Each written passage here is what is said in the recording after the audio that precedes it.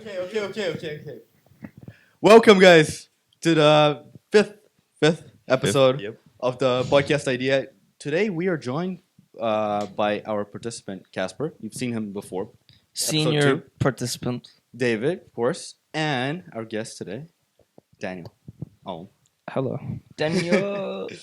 All right, Daniel, why don't you start off by telling us a little bit about who you are, what you do, interests, whatever you want. My name's Daniel. I go to the same class as Nick and Kasper.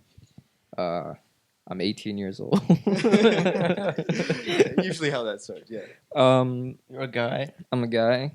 I'm into economics. I like All right, politics. Nice. I read a lot. I'm just your average Joe, my guy. Okay, nice. Okay, so since you touched on economics, Yeah. why don't we start by there? Okay. So what do you believe in? What just tell us a little bit about what your introduction to economics would be for us that maybe Kasper knows a little bit more than at least me. And Bro, we all three do economics. Okay. Yeah, bro. All of us. Whatever, What are but you like, talking about? No, but this guy reads a lot. I know that for a fact. Tell us. What can you tell us about economics? Well, it's a bit nuanced economics because unlike natural sciences, it's very hard to determine who is right, and it's really hard because econ is a social science, so you can't really do extremely reliable like experimentation. Like unlike natural sciences, where there is like it's binary, it's right or wrong, and there's not many theories, unless you talk about like fucked up like physics. Am I allowed to swear? Yeah, Okay. you are allowed to I like swear, fucked up yeah. like physics theories, like quantum theory and shit. But economics is purely theory. There is no actual like objective fact or evidence. Yeah. So in that case, there's a lot of opinion and there's a lot of like values and a lot of like different views on economics. So currently, I consider myself more neoclassical. I'm a market monetarist, which is essentially like the Friedman monetarist school. But instead of like inflation targeting, I believe that the central bank should do nominal GDP targeting. Okay. Okay, explain that. Explain that for To people people that who don't know. what it is. So, including me. when you think about economics and what the government intervenes in the economics, there's two real ways. There's like fiscal policy and there's monetary policy. Fiscal policy is stuff like how much the government taxes or how much government spends and whatnot. And monetary policy is essentially like they control how much money is circulating the economy, like how much actual kroners or how many dollars. All right. And like interest rates, so how much you have to pay to take out a loan in the loanable funds market, right? Okay. And so, as a monetarist, I don't think that fiscal policy is very effective. This is due to like monetary offset or like economic crowding out, which essentially fiscal policy doesn't really work to get out of the business cycle. And I believe the monetary policy through like the extension of expansionary monetary policy, like printing more money, or contractionary monetary policy, as in like taking away money from the economy through different ways, like lowering or hiring interest rates, open market operations where people can buy and sell government bonds and securities. Yeah, so I believe monetary policy is a lot more effective than fiscal policy. All right, makes sense. One of the points that I actually wanted to bring up, because I wanted to talk about this economics with you. All right. I know you're interested, but how exactly can this impact your average Joe, right? Or us, or because we talk quite a bit about business here. Yeah. And like our ideas, podcast idea. Whatever. Yeah. But how could those policies and those views actually impact in daily operations, daily life, whatever? Well, I mean, like, economics is the study of the allocation of scarce resources with alternate uses, right? So everything you do is economics. Every time you buy something, every time you sell something, that is economics. You don't even have to buy or sell. Just anytime you make a decision. Yeah, no, economics is essentially the human making decisions. Exactly. It's like human action that is translated into currency, into trade, and all that stuff. And it's extremely important to grasp both economics and like business administration to really understand the best way to live. Yes. So economics and business is incredibly related because both of them affect each other, right? And what do you find so interesting within economics? Well, economics is kind of like a whole different way of viewing the world. So like a lot of people aren't fortunate enough to study economics or learn economics. And I feel that economics gives like a really good insight in how the world works. You have like a lot of people have this like fallacies and like this like misunderstanding of how economics works. Like, oh, why can't we just have free healthcare for everyone? It's going to be free, right?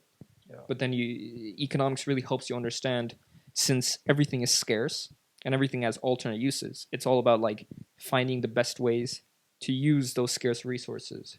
The distribution of resources and services. Yeah, exactly. So economics matters a lot, even for those who don't care. It's like the quote, you might not be interested in economics, but economics is interested in you. You get what I mean? Yeah, I That do. does make sense. Yeah, now that you put it in that way. But yeah, David, I actually want to know some of your input after he spoke for a bit. Daniel here, because you don't take economics like us. No. So maybe tell us a little bit of what you know for now. Uh, Not much, or what? Not much. Like only like basic stuff, like Okay. which you learn through, for example, like our stores, like dropshipping stores. Yeah. I mean, you learn basic economics. You know, it's like how the economics for the company works and stuff. Yeah. But otherwise, I don't know much about economics. Cool. Yeah. Well, I Kasper. can say that I'm the opposite of Daniel. I mean, I Opposing believe in views. the Keynesian theory because I find it more fair towards other people. The way that Daniel sees it is more of a pure capitalist view with very little government intervention, which usually leads to people being put in vulnerable positions and not getting the help that they need, for example, healthcare. So if everything was purely monetarist, the theory, we wouldn't have free healthcare, we wouldn't have help with healthcare, we wouldn't have free transport, we wouldn't have free schools. Everything would cost the same way you'd pay for um, a car or buying your own food. Everything would cost healthcare, education, everything. And I don't know. I don't think that's the best way to distribute resources because I feel like some people have a higher, have a better chance of capturing more of these goods, and it'll leave some people behind, and they won't have a chance eventually. They'll sort of just die out. That's a dream, right? No, I'm joking. That's fucked Okay. up. Yeah. Sorry, Daniel. Go. I think that sure. I mean, like in the short term, transitioning from the welfare society that we live in which education and healthcare is free, I think that market-based systems are better. Like for example, Like Hong Kong. yeah, like Hong Kong's pretty based, my guy. If you want rapid economic growth and if you want wealth to be more evenly distributed throughout the society, a free market is the best way to do that. And we can see that through the Gini coefficient, which essentially measures income inequality. It's lower in countries with freer markets. And if we look at things like economic growth, and if we look at standards of living, and if we look at like life expectancy and access to food and security, countries with relatively freer markets tend to be better in all those things. I think that there is a case to be made for things like healthcare and education to be government subsidized, but I believe that market solutions are that are subsidized by government is better than having like purely public schools or a purely public healthcare system. Like for example, in Sweden, we actually have a freer quote unquote like schooling system than like America does.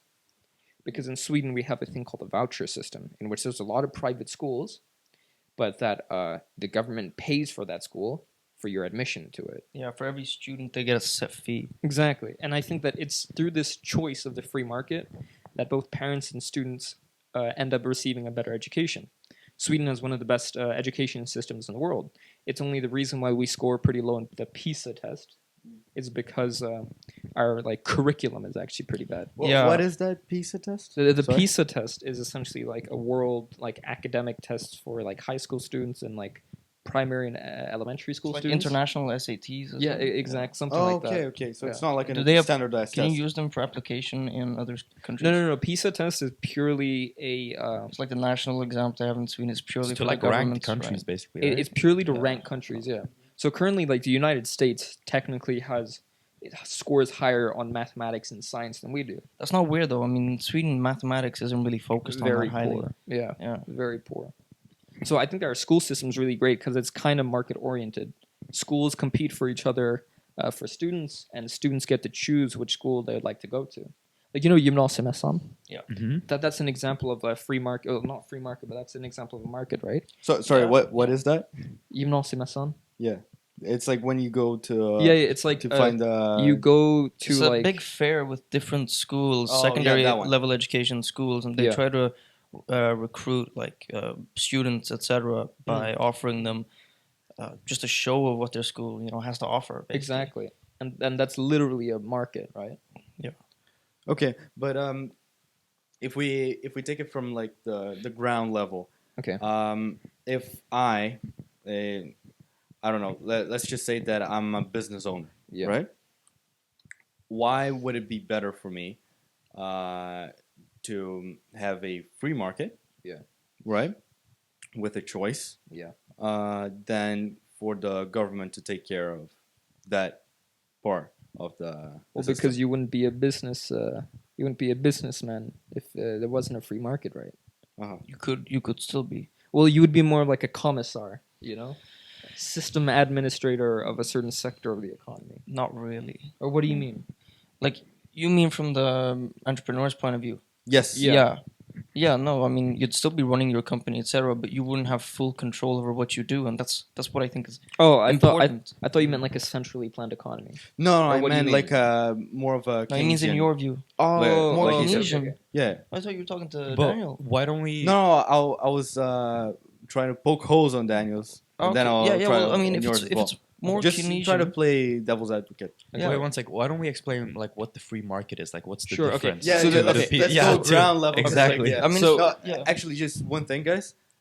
David, please remind us, because you're our voice that doesn't know as much from the topic. I don't know as much as them, but if you don't understand something, chances are they probably won't either.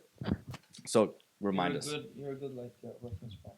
Yeah, Okay. you're the audience. All right. So I can explain neoclassical, or I can explain like monetarist theory, or like a free market is essentially in which goods and services, their prices are determined through supply and demand.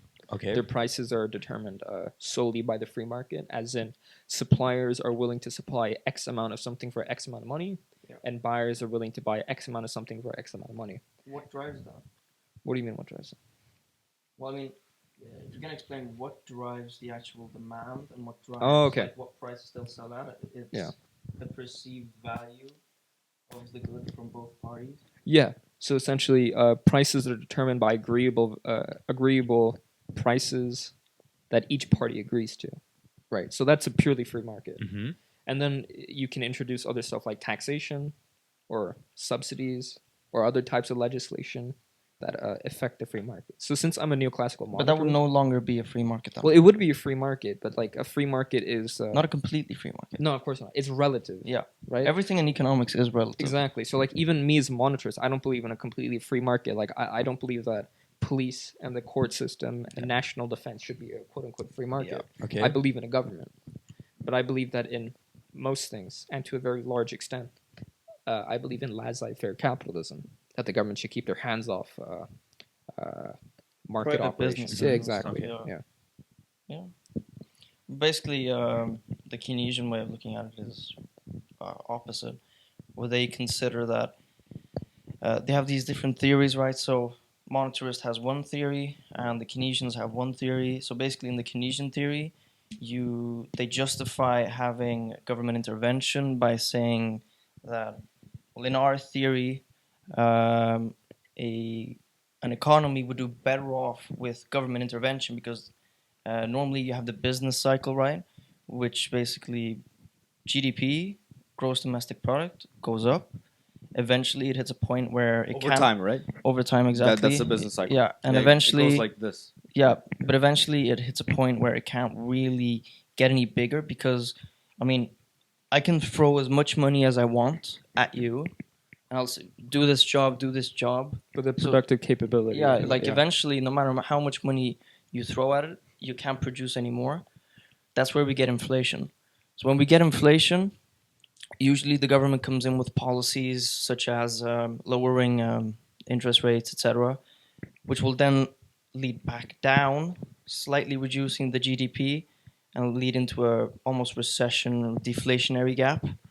So we start getting a bit of deflation, and then it goes back up. So it's sort of the same, but we believe that the government should be there to help the economy get back on track.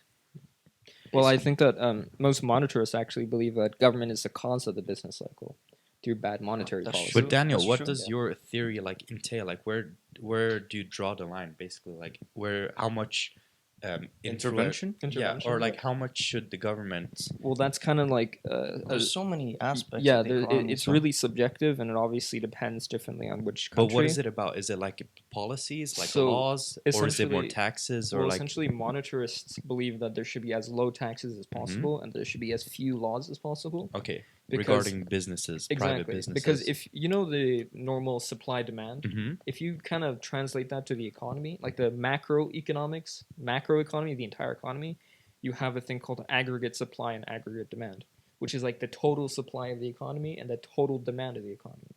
So for every tax and for every law and for every regulation, you kind of restrict aggregate supply and you restrict aggregate demand, right? It Mhm. becomes more expensive to sell things or it becomes more expensive to buy things. And so the total output of the economy is lower than it would have been in that free market. And since both Keynesians and neoclassicals or monetarists can agree that higher GDP is desirable, gross domestic product, which is essentially the total output of the economy, I think that as a laissez-faire capitalist, I want as low taxes and I want as little regulations as possible. Okay. Just taking a detour here, because I know you mentioned to me, Daniel, once that one tax that you would have would be at least a sort of carbon tax, right? Yeah, So I support a pollution. carbon tax. So for you too, this goes for you too. Yeah, Well, this one is at a because time. it's a sort of a demerit sort of thing. You know, petrol is sort of a demerit good. It's a market failure. Yeah, so basically a demerit good is something that's overconsumed and overproduced Yeah. if Okay. left to the free market. Yeah. The reason why it's overconsumed and overproduced is because the demand is and the demand and supply is higher than what it should actually be. What then the it's equilibrium socially point. optimal level. Exactly. Yeah. And it's because when you go to buy petrol, Yeah. you don't consider the effects that don't involve you. Yeah. You only consider, you only have your own perceived value of it. Yeah. So petrol, I can get to work, I can drive my car, Yeah. but you don't take into account the environment is gonna like kill us all, and that's gonna cost money. Yeah. That increases the actual cost for society as a whole, which leads to market failure. Yeah. So stuff like that, otherwise it'd be overconsumed, overproduced, Yeah. and would have serious trouble. So there's a concrete example where even monetarists want some policies. Yeah. So essentially, monitors accept market failures, and that's one of the reasons why I believe in a government is that their role is to diminish market failures. So, for example, if you look at the case of carbon emissions, if you look at things like oil, I support a carbon tax, which is essentially you put a price on per ton of carbon and you tax that for natural resources. So, for example, you can say that if you take 1 barrel of oil, you can calculate how many tons of carbon emissions that's going to create. And then, therefore, you can count, let's say if we put $40, per metric ton of carbon, then you can say, okay, a barrel of oil will therefore be taxed per unit $13 more. Because when you buy oil, you're buying it, let's say, for $13, right? And that's the private cost. But then the cost to wider society, because you bought that oil and because you used it, becomes, let's say, $20. Because that extra $7. Let's say you have to plant trees or something to offset the carbon dioxide Yeah, emissions. exactly. Okay. Yeah. So this is a really good way to fight climate change through this carbon taxation. And because of this carbon tax, you could start replacing other forms of taxation with that as well. Yeah. So the more you drive, or basically the emissions, the more emission like you have, Yeah, so the more you pay. the more oil you buy, Yeah. the more you would pay. Okay. And so this is a good way to kind of incentivize both consumers and producers to Mhm. stop buying oil and stop producing oil. and kind of switch over to greener technologies. Yeah, cleaner technologies, exactly. Have you heard about the carbon tax that Canada has? Yeah, I support it. Do you guys support it? Yeah. Both? Yeah. How is it? It's actually really interesting because the way that Canada does it is that it's not really a tax. It's more like what they do is that they tax you the money. So let's say you pay $300 a year through carbon taxes, but then they return that $300 to you at the end of the year to your tax. Which tax I don't returns. agree with. Why? I don't agree with tax returns being done once a year because, Oh, okay. I mean, if you think of it, right, so they take money from you. Let's say they've taken 100 kroner or $100 or whatever, Yeah. 100 currencies from you, right? 100 units. And they owe you this money back. Yeah. But they keep the money until, let's say you got it at the start of the year, so they keep the money until a year later, right? Yeah, yeah. When you get your tax return. The only thing is that money's just been sitting in the bank, and they don't give you the interest on it. So Yeah. you've lost money due to inflation. Yeah. Or if you're lucky, there was a deflationary period and you've earned money. But that's just not bad good for everyone else. It's bad for Yeah, everyone, yeah, exactly. exactly, It's even bad for you as well. It'd Yeah. be bad for pretty much everyone. But you know what they do in the EU? No, We don't have a... we do have a sort of carbon tax. a cap and trade. Yeah, exactly. So, Oh, yeah. for example, if you take the airplane within the EU, Yeah. it will have the same effect on the climate as if you would have taken the train. Yeah. Now, not directly, but indirectly, because when you take the airplane, right, Yeah. you produce a certain amount of CO2. Yeah. So that CO2 has to be taken from other industries then, because we have a cap. Yeah. So they basically trade how much CO2 that they're using. Yeah. So it will always hit that same level, no matter Exactly. how many people fly. It'll just be taken from other industries that don't get to use this then. Exactly. But I don't know if I agree with that. I don't think flying should be. No, I don't think Too flying high should up be there, taxed. no, yeah. I don't because flying only like produces around 1.5% of the carbon emissions in the world. Wait, really? Yeah. Because I always hear that like flying on an It's so bad for airplane you, but is so it's bad. really Yeah, not. yeah, it's not. really not. I mean, if you Okay. compare, okay, here's a great example. Just I remember this from reading a book or something. So the 15 biggest freight Yes. container ships in the world, Yep. each per year Yeah. produce 50 million cars Yeah. worth of emissions. Yep. Each My God. 15 of the biggest ones. And I also read another statistic. If you take the top 20 biggest cargo ships, they produce more CO2 every year than all cars used combined in an entire year. Wow. And that's because cars, right? They become cleaner, even though they still use fossil fuels.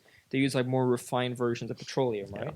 Yeah. While these really big ships, they use like straight up crude oil. yeah. So they produce a shit ton of CO2. because they need so much power And to it's drive them. international waters as well, so They don't- it's yeah. even less regulation. Exactly. Yeah. But at the same time, I think we do need cargo ships. I just think this whole But there are better options, right? yeah, but I think the number one thing that we should be focusing on right now is shutting down oil and coal power plants and Yeah, replacing them definitely. with nuclear Did power. you guys know that China still gets 55% of its electricity from coal? Yeah, but they're building a load of dams in China. They're building like Yep. the biggest ones in the world. The Yep. Three Gorges Dam produces like 23,000 But it's mega n- kilowatts. It's Or something. still not enough. It's not enough. By the no. way, speaking of that, have you guys, the protest here in Gothenburg, Yeah, I like was 2 there. days ago? Yeah, I was Yeah, thinking yeah, of that yeah. as well. There was one Um, last week as well. Like really? Fucking Yeah, they're- communists. Okay. Absolutely. Anyway, there are like a lot of protests and Yeah. stuff, but they don't really always come up with like a solution. It's No, like, no, what they should- just don't, yeah. bitch about it. Yeah, That's exactly. all they Okay, do. I You know- agree. No, okay, so But what's talking yeah. about this, what do you think is the number one thing we should eliminate, like within like the CO2 emissions? Like, what is the best thing to eliminate? Let's ask everyone. Let's get a real. Yeah. What do you think? Oh my god, me Okay, first. if you were dictator of the world, Yeah. what is Okay. the what is the pretty what- much is? yeah? What is the number one policy you would do to fight climate change? See, it's a hard question, right? Well, being me, I actually don't know much about it. So, the text you talked about, like the increasing level of consumption taxes you more, could be a solution. But I'm no politician. I don't know. All right. What do you think? I think the number one is promoting nuclear energy and other Yeah. renewable sources of Okay, energy. okay. Because Yeah. right now, the energy industry is what releases the most CO2 in the world. So if we are able to transition away from fossil fuels and from coal and from all these other like non-renewable forms of energy and replace it with wind power and solar power, hydroelectric and nuclear, I think that already then would be so much better. Okay, just before you speak, Casper, one thing that I, sorry, well, one thing that I actually am interested in is if you can take turns on this as well. But do you believe that it's better to punish people to then make them not like punish, like for example, a tax or something, to make them consume less whatever pollutants, or is it better to promote cleaner energy and cleaner It does both. both. It You does do both. Yeah. both? But which Does one? both. It does both. The first one does both. Yeah. Yeah, Taxes both do of them both. no, but I'm just asking, which one do you think is more efficient? Both. Both. Yeah, you need both. Like for example, Because they go hand in hand. so you No, know 'cause the it- European Union technically still subsidizes coal. All right, how?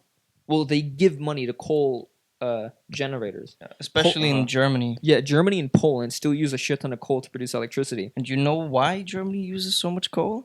Because they shut down their nuclear power plants. Yep.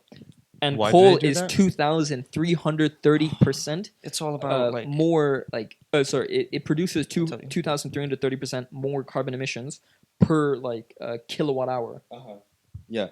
So nuclear power, so much cleaner. Yeah. No, but for those people that like have the outlook of oh yeah, nuclear power is dangerous and it's unsafe. Nuclear and power it's- kills less people every yeah. year than wind power. Yeah. Yeah, but what do you think? Like, Yeah, for for sure. example, the number one reason Germany is shutting down their nuclear power Political plant? interests. Yeah, probably. Yeah. Yeah, people are scared of nuclear power. Yeah, there's a sort of stigma around nuclear power, and it isn't very positive at all. Yeah. Because Due to after these sort of Chernobyl, right? disasters, Yeah, especially I think so the too. one in Japan, I think that one really pushed Fukushima, the right? they pushed a lot of people That was so to shut dumb. down. I mean, like, who builds a fucking nuclear reactor at the shore of a place that is prone to tsunamis and earthquakes? yeah, That's just not smart. Yeah.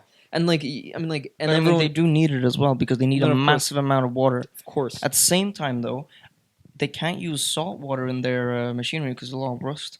So I don't see why they were right next to the ocean. yeah, that doesn't make sense. However, Japan, I mean, it is an island And then surrounded by everyone- ocean.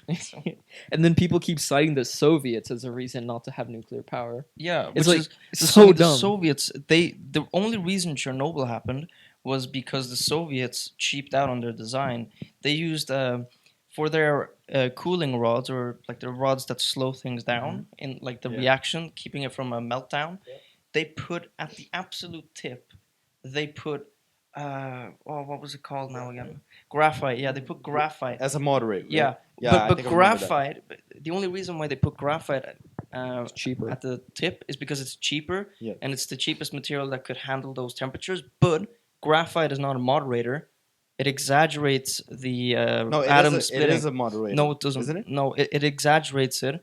So when these things first went in, when the actual tubes went in, because they were going into yeah. meltdown, they put the tubes in. First thing that comes in is something that exaggerates it, which caused it exaggerated so much that it caused the actual tubes to like fuse together, so they couldn't push the moderator in. Yeah. Which left it in a meltdown state. I think I remembered that because we looked at that in physics class. I recommend watching bet- the series. Yeah, I just Yeah, bet the you series. watched- I Yeah, bet the you series watched is the- really good. Really good. If you guys haven't watched it, Chernobyl in HBO, Yeah. not sponsored, but it's a really good series. Recommend yeah. it. Sponsor us. No, Sponsor us. please do. HBO hit us up. Yeah. Never trust a socialist to build a nuclear reactor. There we No, go. but from what I heard, it's because it's, at least to me, it's a bit confusing because there is a moderator and like the stuff that actually slows down the reaction, right? Because That's the moderator. are you because like there's something that slows down the particles so the that's the reaction That's the picks moderator. up, right? No, Yeah? it slows. It's the moderator. No, the moderator slows it down so the reaction slows down. It doesn't pick up. No. Wasn't it that the particles have to slow down so they hit more times? No. So the protons. Yeah, they split more times and then they can No, create the chain no, reaction. I don't think that. No. So the whole thing was that this whole thing that went in was Yeah. perfect. It was perfectly fine, right? Except that at the bottom, where they needed it needed to be able to handle a lot of heat or something, they chose a very, very inexpensive material called graphite, graphite is actually used within the core of the reactor. Isn't graphite used for pencil lead? Yeah, I think so too. Yeah, Yeah, it but, is, it is. But what? But it's different form. I'd say like a different. Yeah, of Yeah. course. Yeah. But graphite is like, it exaggerates the process. Yeah. But Okay. the rest that came after, that Yeah. that, that No, would have 'cause slowed the- it down, the but it co- didn't come all the way The in. control rods are made of another material that Yeah. actually slows down the reaction. Yes. Because But this graphite that they had a tip that Mhm. first went in, the first thing that went in, that actually exaggerates it. I think I've seen a couple YouTube videos on that as well. But You just watched the Chernobyl HBO and you're an expert at atomic physics. I watched a video like not debunking but like explaining exactly what it was because apparently it wasn't just a tip. It was like half of the rod was graphite. It was and- half the rod. Yeah, Whoa. half the rod. So they moved the entire rod, so they got the control rod. Yeah. I don't know. How about we go back to the original? The original topic. Yeah. What do you? we were talking about economics, right? I'm for nuclear power. Yeah. Yeah, because I mean Why is it's- it not dangerous, and why should people? It's believe dangerous. In it? It's It's very but dangerous. why is it less dangerous? Is it just statistics, or why does it kill less people? Is it Okay. just because there's less? Well, okay. Explain. Picture this, right? We keep on using fossil fuels. We keep on having wars for fossil fuels. Our environment kills us. No matter what, we can't stop the environment with our technology. Mother Nature is king. So we either do that and we certainly die, Yeah. or we use this. I wouldn't say that nuclear power is still experimental. No, But it's definitely not. Yeah, it's not. I mean, look at the Not. look at what we have in Sweden. Our nuclear power plants are so safe, but they're still shutting some of them down. Like the one that's 15 minutes away from here, Yeah. they've shut down 2 out of 4 reactors or something It's like really that. dumb For no And it's- reason. and it's all because of political reasons. Yeah, and what takes taken up instead? It's fossil fuels making our problems worse. Exactly. But with nuclear power, as if everyone starts going for nuclear power, we could probably hit our goal of not increasing the temperature by 1.5 degrees. Yeah, easily. Yeah. And also, not Because to you could mention have if- you could have a nuclear powered container ship, right? Then you wouldn't have Yeah, any fossil. sure. Those 50 million cars per 15 container ships, right? Biggest in the world. You wouldn't have that problem. No. All right. And going a little bit back to economics, one thing that I wanted to touch on was probably a recurring topic, especially among like regular people, because it directly affects them, right? You guys mentioned inflation and deflation, disinflation, all of that. How does that work? Both in both of your views, like and especially how you would fix it. I think works- you mentioned it. Yeah. But just to make it completely clear, like and just for me to finish, how could each of those policies affect me as a person? Yeah. What's Okay. the difference? To So me? I mean, it works the same way. It's just the solutions are different. Yeah. So and there's another thing that's different. In his view, in Daniel's view, in the monitor's view, they can actually produce more than their highest possible GDP for a short period of time.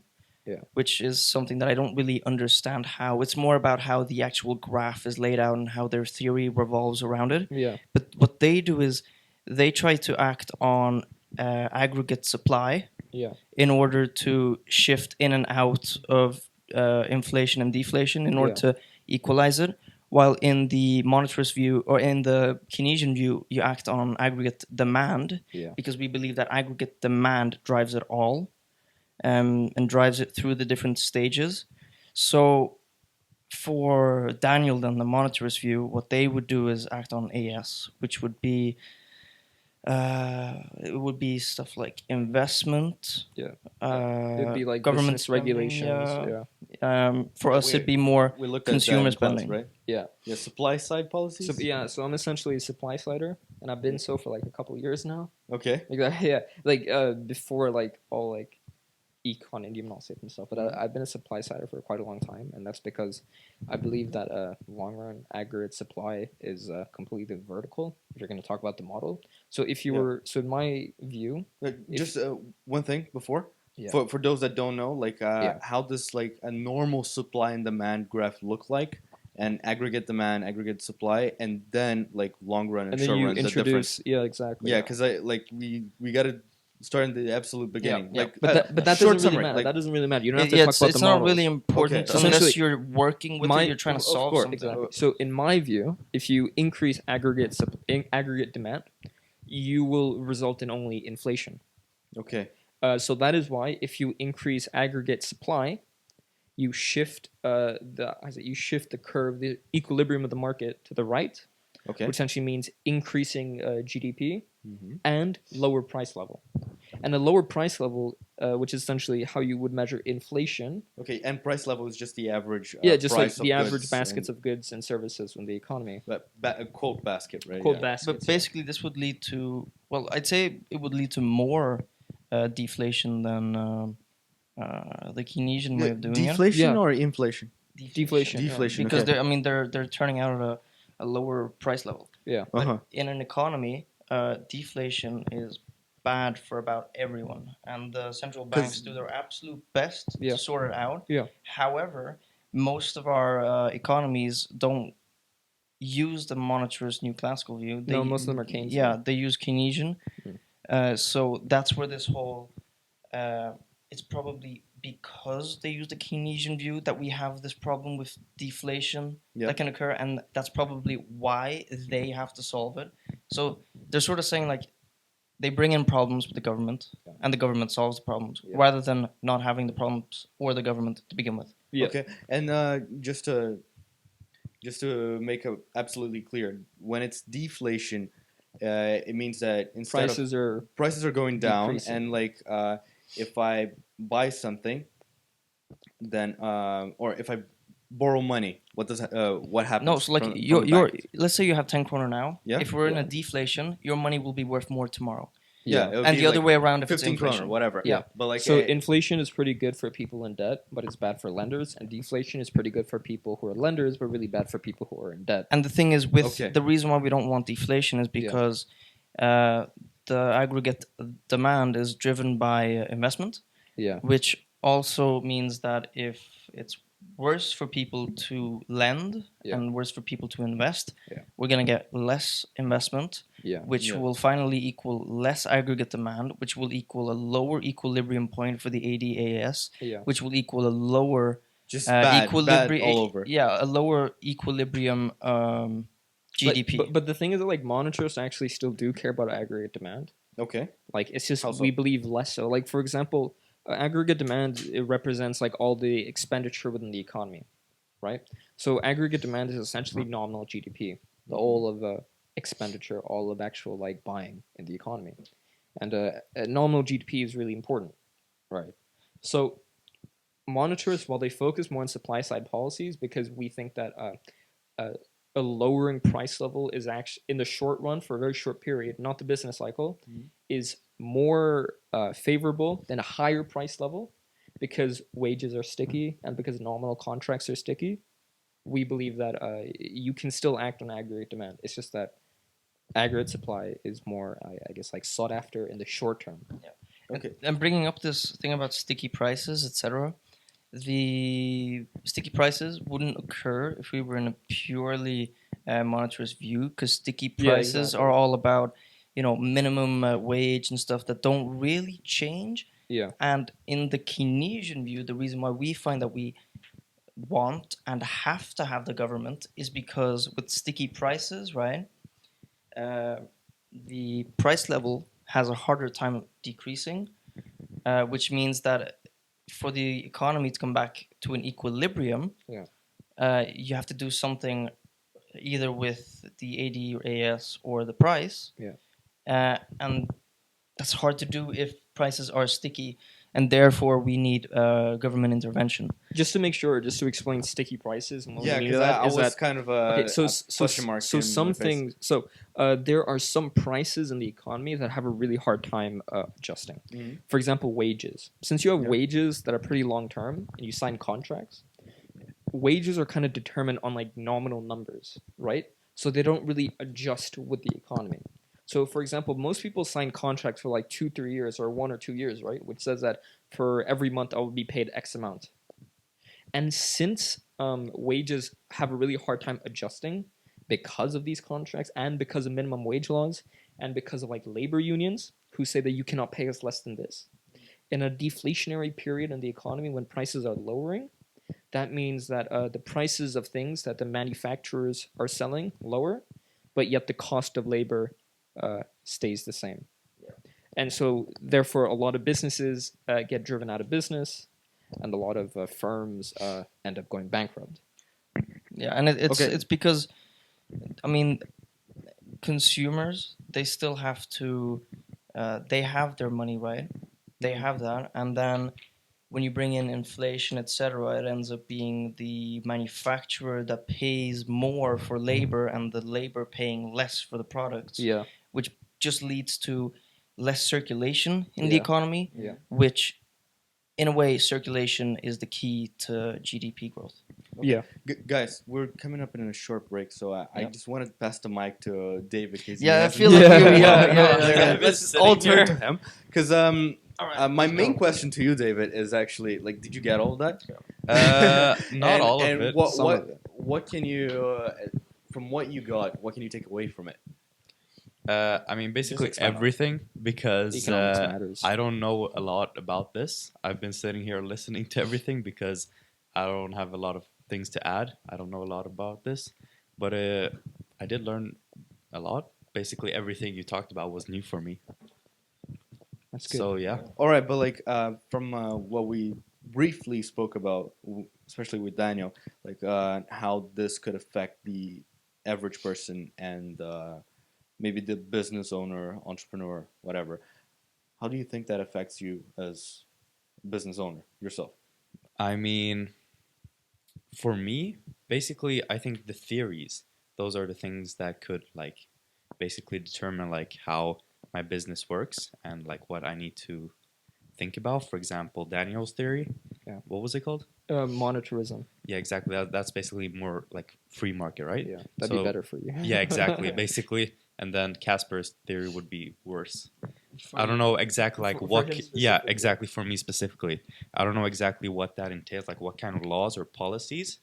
But basically, Mine is better.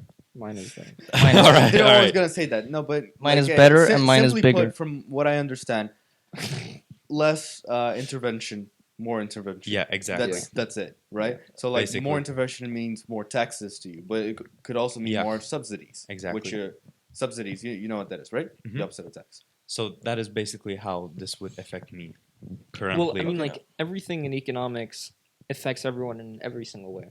Everything from the things you pay for, to the things you buy, to the things you sell, to your wages is all affected by government policy, and it's You're all investing. affected, exactly, and it's all affected by monetary and fiscal policy. So economics matters a lot. Yeah, and it depends who you are as well. You know, Yeah. this theory might benefit some people, and Daniel's theory might. Yeah, exactly. Sort of Benefit depends on others. where you have your what basket you put your eggs into. Yeah. Because if Yeah. you're a Exactly. really big employer, you might be okay. Let's go free market.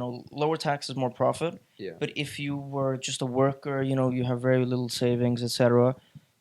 Less taxes and less help Mm-hmm. will, because basically the way a progressive tax system is meant to work is you take more from the rich so that you can give more to the poor, the people that have less, so you try to equalize it out. The problem is that when you have a monetarist view, you don't really take more from people, so you're left with some people not having healthcare, for example. They don't have enough money for healthcare, and it's the opposite in the other one. So it depends on where you're at. Well, I think Okay. that there's really easy solutions. You can have a monetarist society, but then essentially you can have some government programs like a universal basic income. Uh-huh. And I think that actually in a free market in which the supply of healthcare and the supply of education isn't hindered through taxation and regulation, you could probably still meet like Yeah, universal basic income is just like you get a it you get a basic like everyone has the same amount of income. Everyone yeah. gets. But I don't support UBI. money. I support NIT, which is negative income tax, which is Okay. like I think I've heard for of example, that, I don't yeah. believe in giving free money to rich people. No. I think that no, so it's like I wouldn't want to give $1,000 a month to Bill Gates, but essentially I believe in giving like let's say $2,000 a month minimum to someone, and let's say if they make $1,000 a month, then they get 1,000 extra, and as they reach $2,000 a month, then they wouldn't get anything. So it's Okay. only for those people who actually are at the very bottom. So everyone has like a minimum bottom. salary. So Yeah, it's exactly. bottom ground. And you can say that's But- like a social security net. The again trying to play devil's advocate. I've been trying to do that with both of your views, but on yours, Casper, you said that Here we it's go. better Defense mode. to okay defense mode. Now, on the case of let's say taxing the rich. Tais-toi. What? I'm joking. No. If like a person chooses to actually spend their whole life to increase their wealth, right? I'm not saying inherited, right? I'm saying, I don't know, what you call it, self-made, right? And they get to the top, and why shouldn't they get paid as much as they work for? Or I guess in the same level. Well, why should they be taxed more just because they have more money? Okay, yeah, that makes sense. Why should Elon Musk, Mm-hmm. who works, some people say he works 100 hours a week. Sure. So why should Elon Musk, who works 100 hours a week, make the salary equivalent to like 10,000 hours or something a week from his workers? Because why his should labor he is more benefit? value. Why should he benefit from taking time? He's taking others people time and he's benefiting from that. So why would that be fair? And people might say, "Oh, he's an entrepreneur. He's giving people jobs and stuff." Yeah, no, but like that's fair. People don't have to go work for him, right? No, of course not. But it's fair that he would get more because he's helping people. But I think there's that extreme wealth. No, that but you can get do you from think that. it has to be proportional every time? Well, I just No. think that No, please, Daniel. well, just since say it. CEO prices and CEO wages are also like set by the free market, I just think that it has to do with the fact that his labor is 10,000 times or whatever, how many X amount of times more valuable than a normal worker. There's not a lot of people in the world that can actually do what Elon Musk does. Mhm. He's a brilliant guy who comes up with lots of innovations, and he works really hard in branding all these like different innovations and bringing it to the market. That's why we have Tesla. That's why we have solar roofs. That's why you have like all these new solar panel technologies. Yeah. And so I think that his creative labor and his innovative labor is so many X amount of times more valuable than someone who works in one of his factories. Almost anyone can work in a factory. Not anyone can be an Elon Musk. That's true. That's Yeah. true. Yeah, like it's not like he got it for free, right? It's No, not of like course he not, yeah. he That's won the true. lottery and he just became Elon Musk, right? Yeah. So I believe people have to. I don't mean that only certain people have that, but those people have to have some sort of different drive, right? I mean, we could to talk get about- them up there. Yeah, we could talk about like ethics and stuff as well. You know, Yeah. Kantian ethics, Kantianism, yeah. or utilitarian ethics. You know. Okay. So, do you think that one person should be extremely happy and everyone else be extremely sad, or everyone should be roughly the same? What do you think is the most ethical? Well, is that a question for me? It's just a theoretical question. I mean, I guess if everyone has the same opportunity to be as happy or to reach that full potential, Yeah. then I think that's fair. Not that everyone is the same, Yeah. because everyone is different, Yeah. right? That's a fact.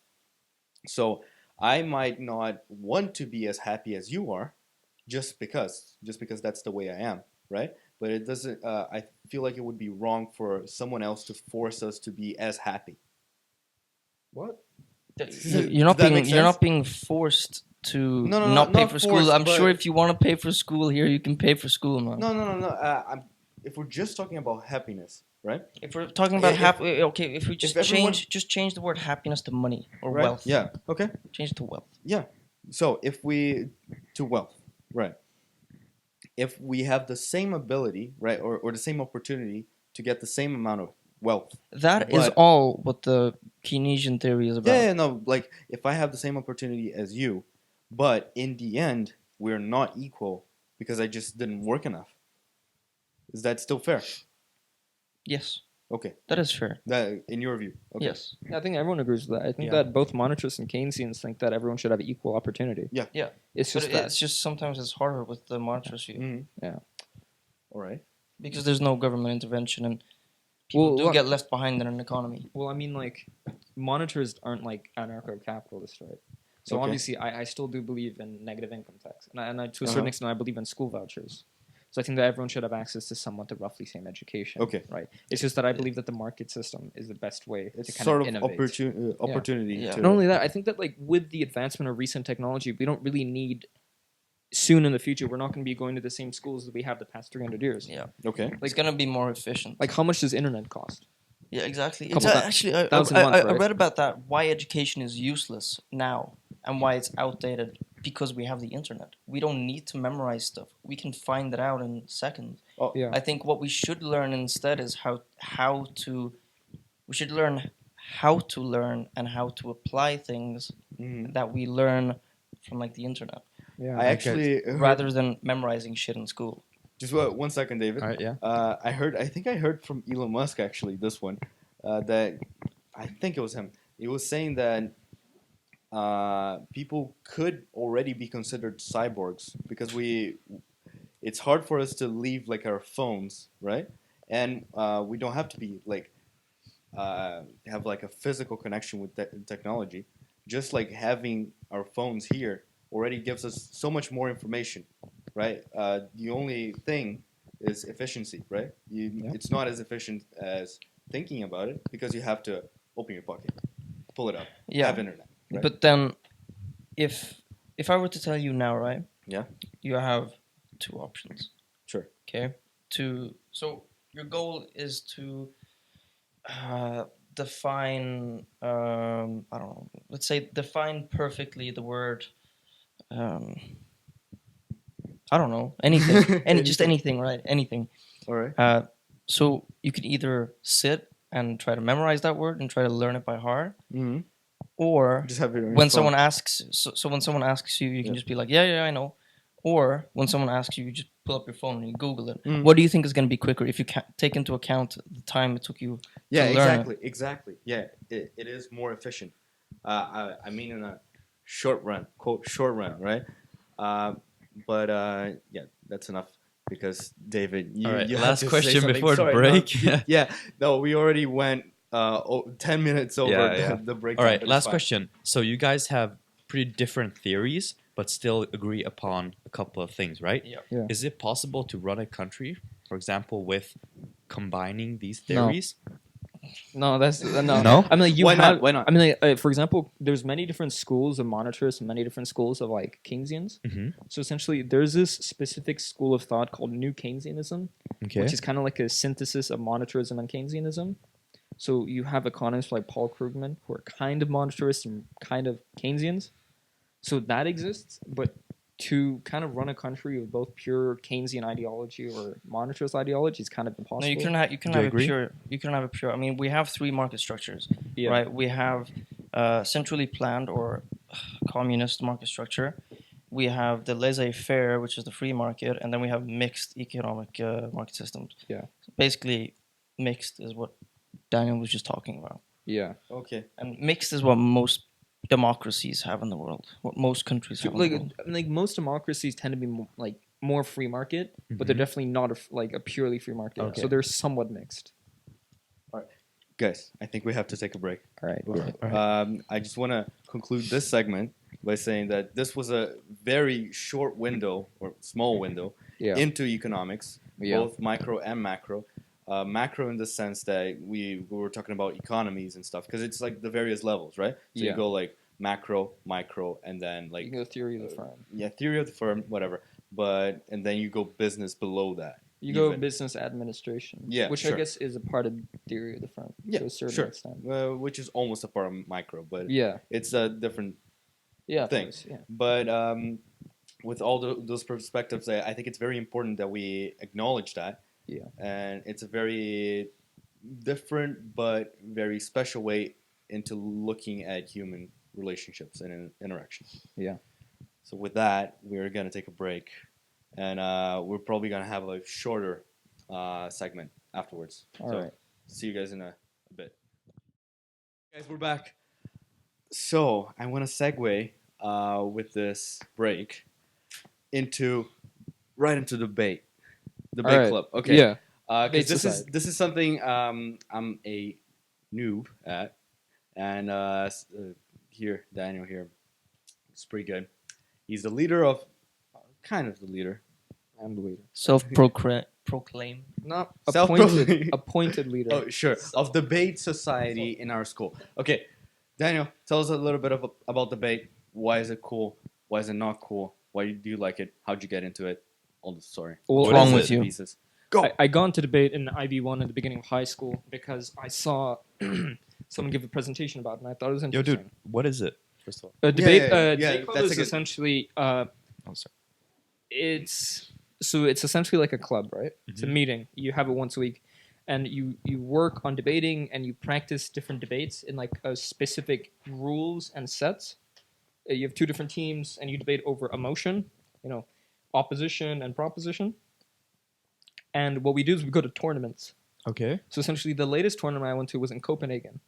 So me and HDS, the Hvitfeldtske Debate Society, drove down to Copenhagen and debated there against 350 other people.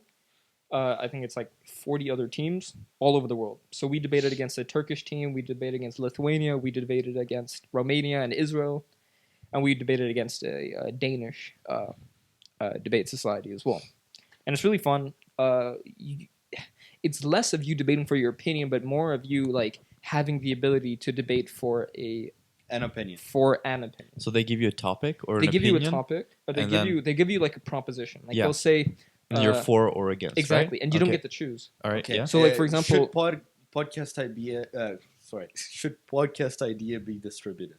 Yeah, so you Whatever, would have something just like that, random like motion. this house believes podcast ideas should be distributed. Team proposition would be like yes, and you come up with lots of arguments and lots of Mhm. like structured nuances, and then team opposition would obviously argue against that. And it's a lot of fun because you really work on your public speaking. You really work on your like kind of the way your kind of mind works, how you would formulate arguments, your logical reasoning, and it's a lot of fun because it gets very intense. Because you can stand up there and you can start like really like not screaming, not yelling. Like slandering someone. Yeah, no, for real. I'll tell you, I nearly made a girl cry at a debate tournament. Oh my Wow. god. What do you know? No, for real, because like there's this thing called okay, so you can like rebut someone's argument.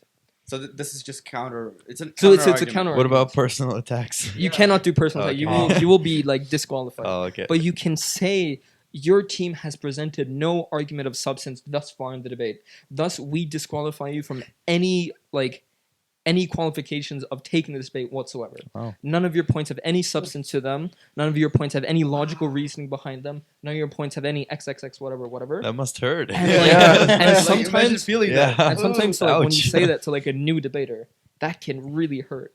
Because debating is really emotional because like sometimes you prepare for weeks in advance. And then have all your arguments and your entire team just destroyed. And it's all about how you express Oh, yourself totally. as It's well, totally about that. It's like the different like Stylistic exactly choices, right? Exactly. So what?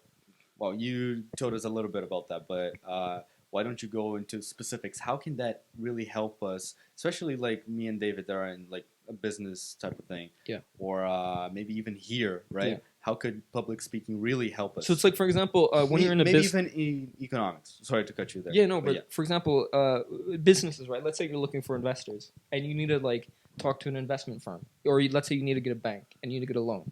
You need to give like an elevator pitch, right? Mhm. What debate does persuasion, maybe? exactly. So debate is all about persuading someone for an opinion that you have or Mhm. for something. And so what debate really does is it helps you with your rhetoric, the kind of language you use, how you use language, how do you articulate yourself, how do you formulate the English dictionary to help support you. And for example, for example, marketing. How do you market something? How do you convince a consumer to buy your product? It's all about that. So like a lot of lawyers, for example, a lot of business people tend to do a lot of debate because it's a really useful tactic. Mhm. I feel like they either do debating or they do some sort of rhetorics course. Yeah, exactly. Yeah, So- my friend is doing a rhetorics course in Amsterdam and Totally. he's loving it. Totally. Yeah? It's I mean, really it's good. all about how to communicate it. It just helps Uh-huh. you communicate your point Exactly. better. turning a no into a yes, right? Yeah, no, 100%. That's yeah. all. Wait, what? That's pretty much what marketing is about, Turn right? it Yeah. on to a yes. And one of like the most beautiful things about debate Mhm. is that you have to argue most of the time for things you don't personally believe in. Yeah. So you don't get to choose what you argue for, but you argue for something, which means that no matter if you truly believe in something or not, you get better at communicating and arguing for something. So as a whole. you are great at debating for Keynesian. Yeah. So if I had to, ideologies so if I and- had, yeah, Yeah, yeah. So and if I had vice to versa, debate right? for Keynesian ideologies, You I have would to be as obviously good. you have to be just as good, right? I'd obviously be good at debating for Keynesianism just as I would monetarism. I feel like that is very valuable because like if you really know the opposition Yeah. of your ideologies, Yeah. right? So well that you can actually argue for it, then you actually have a ground to argue against it, 100%. right? I can definitely think you see guys- this skill being useful, in even every like day-to-day life. Do you agree? 100%. Totally. All right. Yeah, no, but like that's pretty much it. I just wanted to just to put that in there because I think it's something that's cool that I'm learning kind of, Yeah. but you've learned for the past years, and I think it's very valuable as well. It's actually Yeah. really interesting. I didn't know that. So just like one more thing as well. Yeah, of course. It's like there was this one time when I was at a debate tournament in Stockholm, and there's this thing called point of information. Like when someone's giving a speech, you can actually stand up and say point of information, and then like the speaker can either say yes or no, and then you can argue against them for 15 seconds. Mm-hmm. So one time I was giving this speech, right, and this girl who was a bit younger than me stood up point of information, and I Just said roast no. her. I said no. Your team has absolutely nothing to contribute to this debate. Oh my Something Wow. along those lines because they were like really bad, right? So that was kind of harsh, but technically that's allowed. So that's allowed. That's allowed. So, Okay. like you can say your team has nothing of substance to contribute. So I said no. Her teacher, after debate is over, we win of course, but her teacher after debate is over comes up to us and says, I really don't think you should be saying that to a young girl like that. That's really rude of her. What? I'm like, this is a debate tournament, man. Yeah. Like, fuck off, bro. It's Like, like, I mean, should I play at a lower skill level just because there are people who aren't aren't as as good. experienced? Yeah, exactly. Yeah. It's like, no. Yeah. It's the same Should game, Elon Musk assume the role of a janitor when he's actually super super clever? Exactly. That's not a Just very to good be idea. fair. Yeah. Yeah, no, it's a I terrible mean, analogy, yeah. but still. Who knows? Elon But, Musk might be a genius at cleaning. Facts. Maybe. Yeah, who sure. knows? Man. He's gonna Might be a invent the Tesla great model. janitor, man. Facts. Great janitor. Okay. Look, there is a topic I think we can discuss, Okay. and this is something at least me and Daniel are familiar with. We can include you two guys in the discussion. This is something we looked at in psychology class, Okay. actually, Yeah. and that's if it's a little bit philosophy, a little bit psychology, but altruism Yeah. Doesn't Okay. exist. doesn't exist. No. Why? Okay. Well, the This devil. is- Wait, let's just explain what altruism Yeah, exactly. is. Yeah, So Nick because, explained this to me, and I had no I- idea what he was talking about. So- So, Okay, altruism. So Explain. altruism is essentially, in its purest form, is doing something for the benefit or like a pro-social or helping behavior, for the benefit purely of another person, Mhm. Yeah. and no benefit to yourself. yeah. So So, being- purely that is So what- purely purely that is selfless. how I which understood it. includes emotion and like psychological. Mhm. So which means that you can help someone or do something for someone that makes you purely unhappy, that makes you lose material wealth, everything, and that you do not feel good at all for it. And I don't believe that's real. Yeah, when Nick explained this to me as well, I kind of agreed with him. There's also always this emotional part. Exactly. You always feel good. Exactly. What would be the reason that you don't feel that way? Or is exactly. there? It's hard to argue for that, right? Yeah. Because we looked at some theories in psychology class and all, and like some of them, like at least I find them, I don't know, I don't really agree with them. Like for example, empathy, What are the arguments? altruism. Yeah, empathy altruism theory. Yeah, so that says that if you feel empathy, so it doesn't exclude that there is behavior that is selfish, but is still pro-social. So you help people being selfish. Yeah. They still acknowledge that, but they say that real altruism exists if you feel empathy for that person. Mm-hmm. But at the same time, like they define empathy in the grounds of like, oh yeah, if you relate to that person, right? Yeah. But if you relate to that person, doesn't that mean that you're thinking of yourself first, to think of like how you would feel in their shoes, Exactly. right? So from the ground off, you're already thinking of yourself. So essentially, How does it's that like work? one of the theory kind of states that you can have different levels of empathy for different people. Mm-hmm. So and they've tested that if a complete stranger, you've never met them, you don't know them, but you know that they believe in certain values that you believe in, you are more likely to be empathetic towards them. You're more likely to be altruistic towards them. Mm-hmm. But to me, that's already saying, okay, but I'm being more altruistic and I'm being more empathetic to someone that's more similar to me. That means that I have thought in my mind that, oh, I like this person more. So the fact that you'd be more quote unquote altruistic to that person proves that there is at like the end of it a self motive. You get what I mean? Yeah, I do. So I don't believe that altruism as in purely doing something for the benefit of another and no benefit whatsoever to yourself, I don't believe that exists. Yeah, and the only other theory that we saw, kin selection. Kin selection. Yeah, that's Cost reward analysis. Cost reward as well. So kin selection, it's pretty much Mary's helping us today, and she's laughing in the background because she takes psychology as well, and we just had a test. Okay, moving on. Kin selection theory is when you help other people based on their genetic similarity to you. Yeah. So I would be more... No, not like in a race way, but in like a family way. No, Okay, it's more likely for me to help my brother than my cousin. So like Because helping he's your closer. kin. Although Yeah. according to the Pilavin studies, people actually do help each other who are part of the same race more often.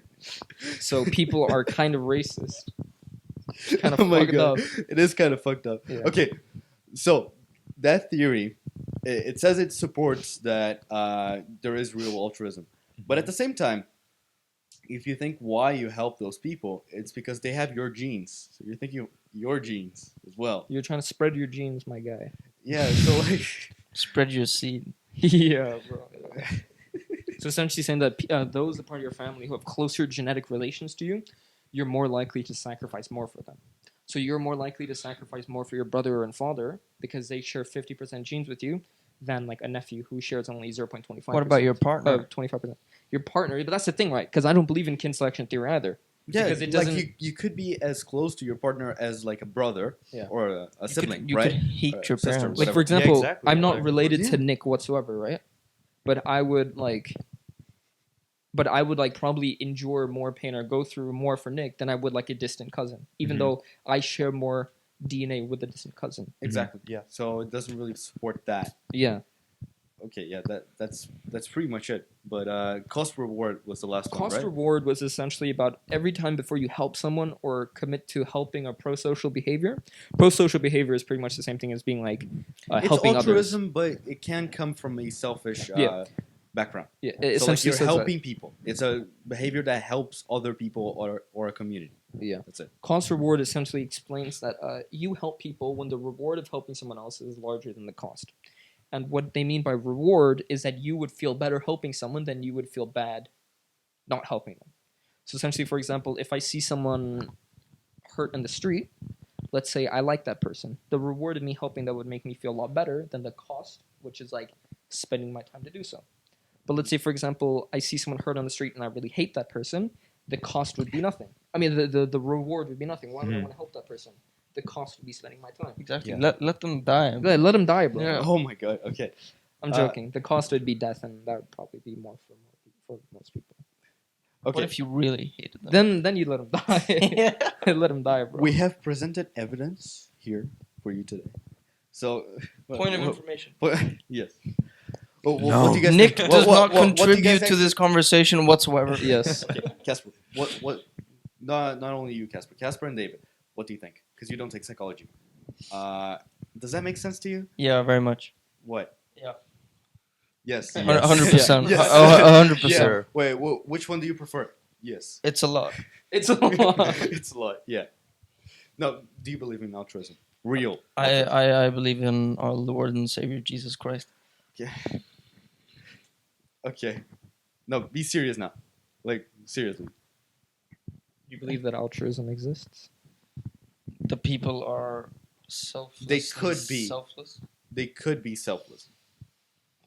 Yeah, to a degree. I mean, parents, for example. But you could always come up with a counter argument. Oh, they expect that you'll take care of them when they're old, and that's so true. No, yeah. I keep on hearing. Not only that, I'm but basically what I'm being is grown up, so that like raised, so that I'll help them when they're old. Because they keep on fucking asking me, "Oh, you'll help me when I'm old, right? You won't put me in a home." Like, I'm gonna put you in a I'm home. gonna put you in a home, yeah. Casper, Whatever's okay, no. cheaper. Casper, not only that, but no, but we told you guys like that maybe it's based on like genetic similarity.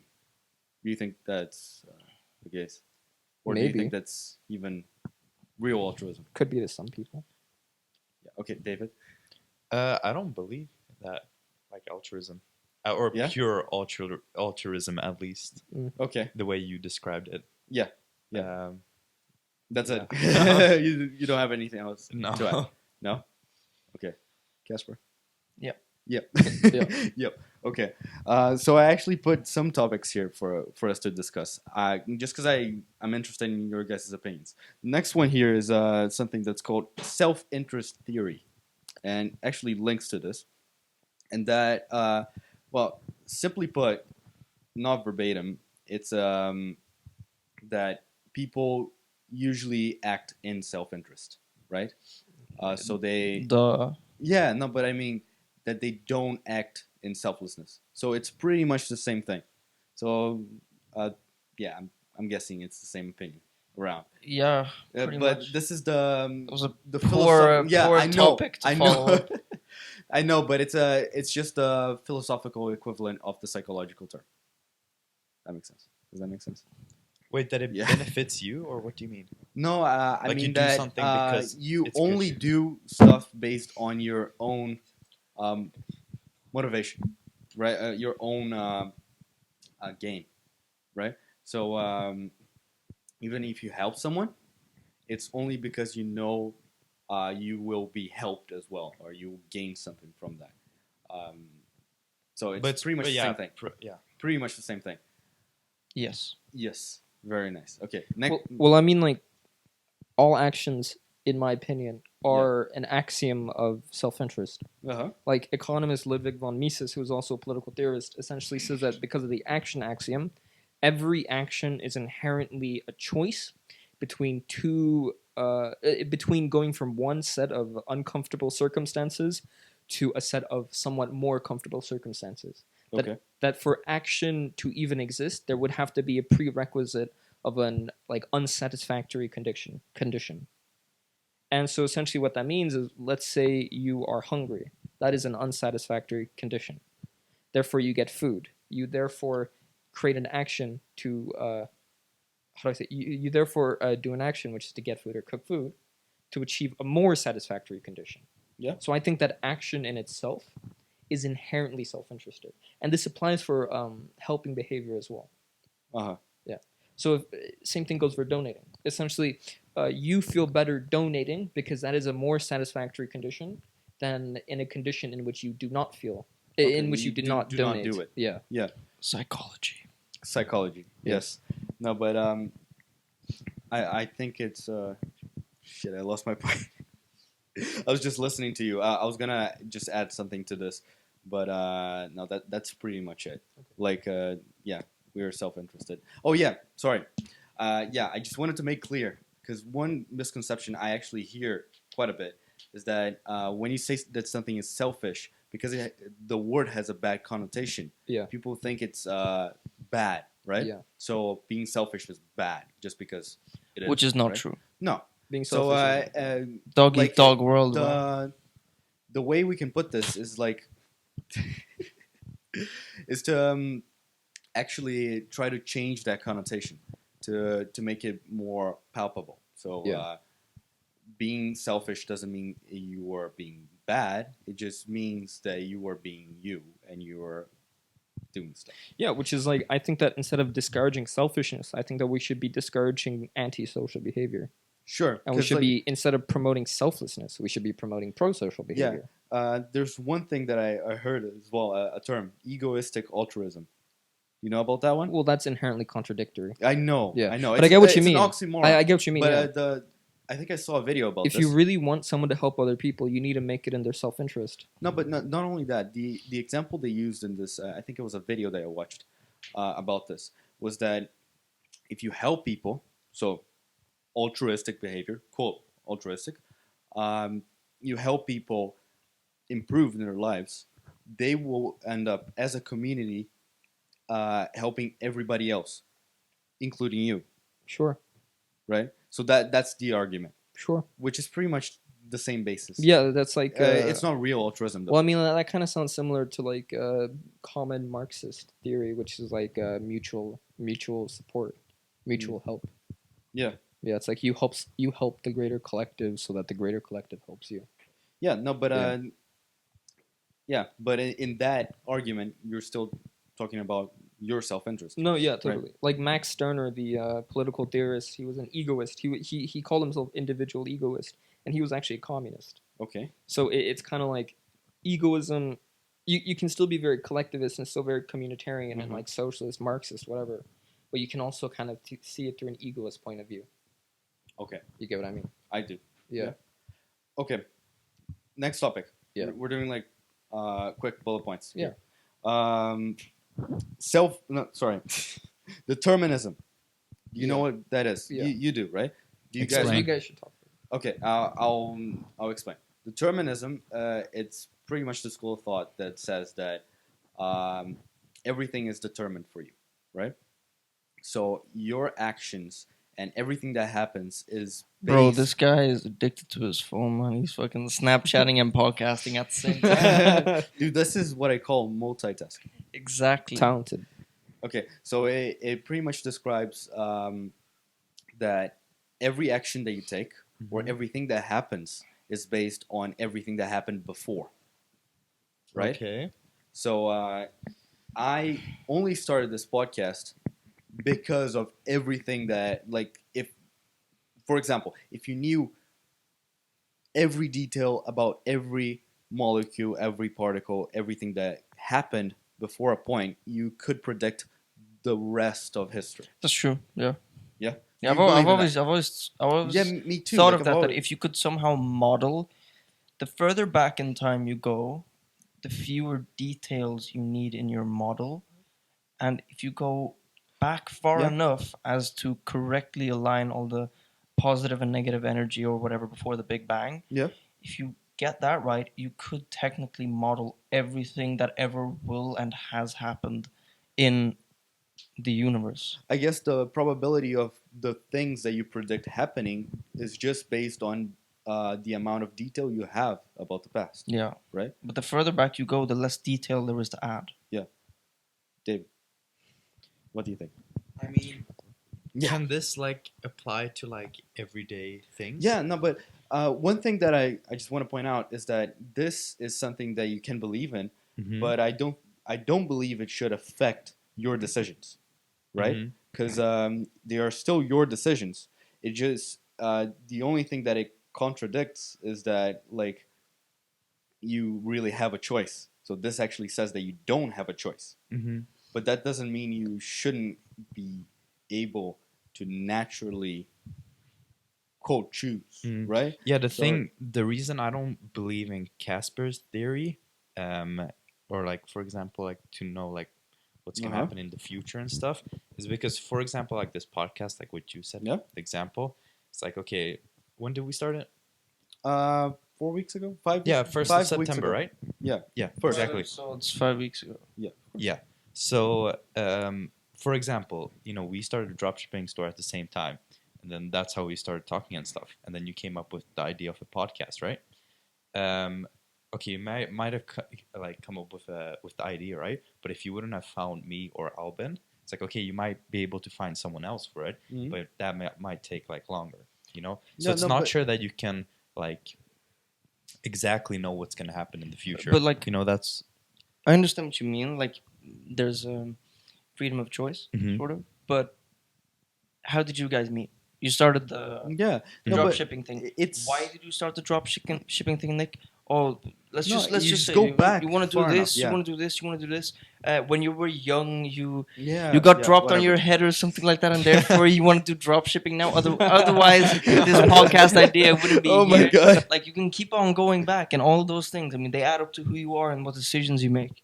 That's what I think. Yeah. But do you think you like that you know what like when it's gonna happen, or only that it's going to happen? No, like I when as don't. well. It's hard because it's so nuanced. Yeah, right? exactly. Because So for it's, example, like 1st of September, you might have started a podcast, but maybe later or Yeah, earlier, no, but, depending on like exactly. you know. But So the there are thing is multiple that factors this that If goes you to know take that into variable, consideration. so you said depending on. If Mhm. you know what that depending on is, and you have all the information, then you would know when. Okay, what would happen. technically yes, but there are a lot of things that you need to take into Yeah, yeah, consideration. Yeah, of I mean, course, but- it's theoretically possible, yeah, no, but it's like impossible. yeah, Yeah, no, exactly. But So David, the it would be thing incredibly hard. is that it includes everything. Mhm. So sorry, the example of like me finding you and Albin. Mhm. It's not like oh yeah, I just chose you too. It's much. It's it actually says that I didn't have a choice because of all That my it was, past experiences. What that was like a cosmic. Yeah, chance. whatever. Like or like just because particles were arranged. this Yeah, way. yeah, okay. I don't know. Of course, we there's no way to Because the clearly three explain moons of Jupiter were it. perfectly Yeah, aligned. No, but like I'm not saying like there is one reason and that one led to this. Let's but- talk about astronomy. Yeah, let's do that instead. Yeah, but it is So very Jupiter is a confusing. gas giant. Okay. basically what that means- Okay. Nick is a guest. Too many beans, man. Oh my god.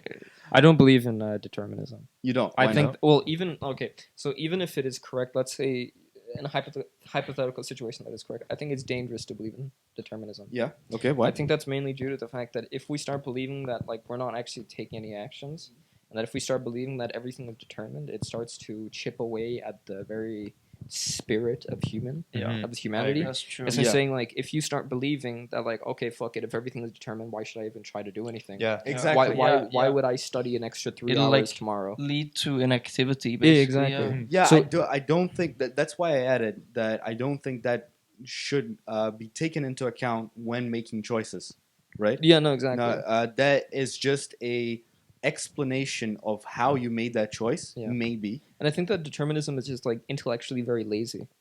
It's like Yeah. okay, if everything is Everything happens for a reason, so I don't care. everything Yeah. happens Yeah. is already predestined. Why should I have to think about like what is ethical, what is wrong, what is right, True. what actions is smart and what is not, Exactly. according to what So moral code? So yeah, I think it's a dangerous thing. one- Even if one- it agree is with true. Daniel.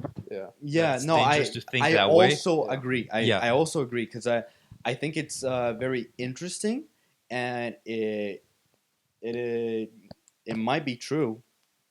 I believe it's most likely true, but I don't think it's a good way of perceiving the world. Yeah, I think it shouldn't influence your Decisions. decisions, but in theory, technically, it could work. Yeah. But Yeah. in theory, but in reality, I highly doubt that. One argument I saw, kind of an argument I saw against it, was that this guy in also another video, he was talking about how like data in general, like information, right? And information, if you think of let's say a computer file, right? File is just like zeros and ones. Yeah. And when you compress that file, what you do is that you take the parts that repeat, Mhm. and you say, instead of saying 0, 1, 0, 1, 0, 1, 0, 1, you say 0, 1 times 4, right? So that's how you compress it. So you take the patterns, the non-random, and reduce it to the absolute minimum, which is random. So the argument, let's just see if you guys can follow it. The argument is that inherently the information is random, because if you compress it far enough, in that way, the core of information is randomness. So that just means that there is no way to predict it. There's nothing random in the universe. So No, I get what you mean, that's- though. I get what you mean. Like, know, for you know what I example, mean, right? It's like in animation, Yeah. when you do ragdoll technology, Okay. like when you're animating limp bodies, you can do the exact same line of codes a million times, like just again and again and again, but every time you will have a different result. That's because of free flowing electrons and stuff in the computer. Sometimes electrons go end up in the God, wrong. all No, details. sometimes Okay. electrons end Yeah. up in Well, the wrong place. That's when we get like bugs and stuff. Okay, Okay, if you're gonna okay. go down to like the No, atomic yeah, no, level, but then okay, yeah. sure. No, but what I mean is like information. Let's just say that I don't know the pattern on this rug, right?